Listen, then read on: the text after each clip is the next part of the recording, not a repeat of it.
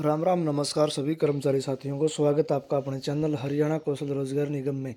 तो सभी साथियों के लिए एक ताज़ा अपडेट लेकर आए हैं भाई, जो माननीय सीएम साहब ने बताया है और अखबारों के अंदर खबरें छपी हैं कि गलियारों में जो चर्चा की जा रही है जॉब सुरक्षा को लेकर, उसके बीच में अधिकारियों का क्या कहना है और माननीय मुख्यमंत्री जी का क्या कहना है साथियों, इसके बारे में आपको विस्तार से बताएंगे। तो सभी साथी वीडियो के साथ बने रहेंगे। जो साथी चैनल पर नए आए हैं, चैनल को सब्सक्राइब ज़रूर कर लें, बेल आइकन का बटन दबा लें ताकि आपको समय समय पर सारी सूचनाएं मिलती रहें।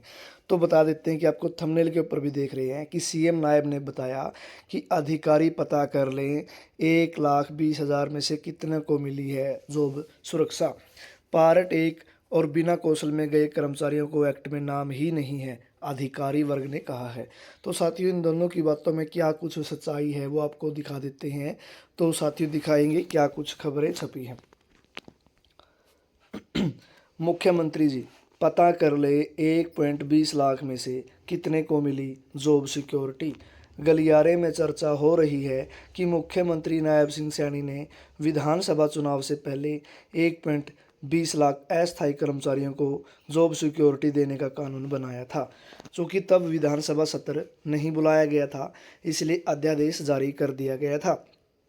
मगर बाद में विधानसभा में विधेयक पारित किया गया और राज्यपाल की मंजूरी के बाद अधिनियम अधिसूचित कर दिया।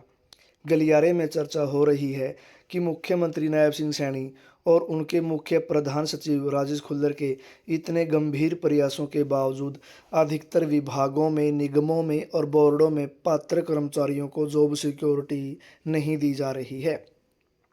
इसका मुख्य कारण है कि विधेयक में कहीं भी आउटसोर्सिंग पॉलिसी पार्ट 1 नहीं लिखा, सिर्फ आउटसोर्सिंग पॉलिसी पार्ट 2 और हरियाणा कौशल रोजगार निगम लिखा हुआ है।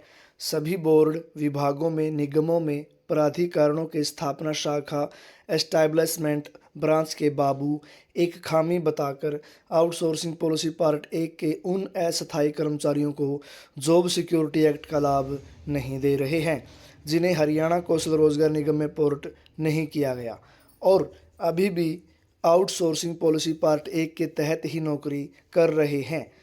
बाबू कह रहे हैं, विभागों के जो अधिकारी हैं वो कह रहे हैं कि अधिनियम में आउटसोर्सिंग पॉलिसी पार्ट 1 नहीं लिखा, यानी जिन कर्मचारियों को हरियाणा कौशल रोजगार निगम में पोर्ट कर दिया गया था या आउटसोर्सिंग पॉलिसी पार्ट 2 के पदों पर लगे हुए हैं, उन्हें तो जॉब सिक्योरिटी दी जा रही है।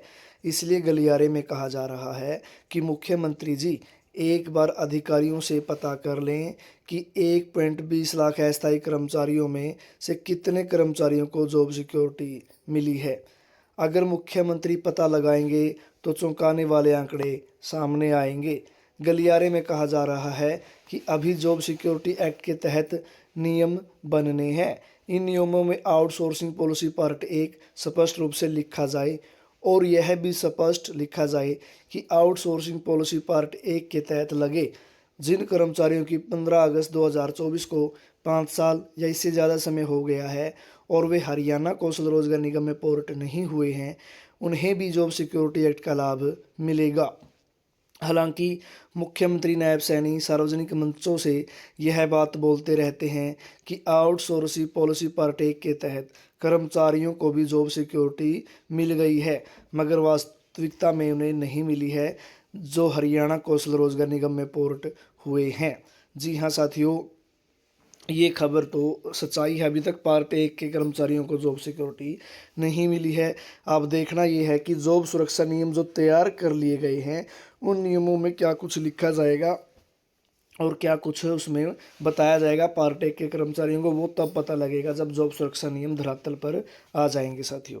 तो ये खबर थी जो सभी साथियों तक पहुँचानी थी। सभी साथी अपना कमेंट बॉक्स में अपनी राय ज़रूर देंगे और ये भी बताएंगे किस किस विभाग में अभी तक पत्र जारी किए गए हैं। बहुत बहुत धन्यवाद सभी कर्मचारी साथियों को।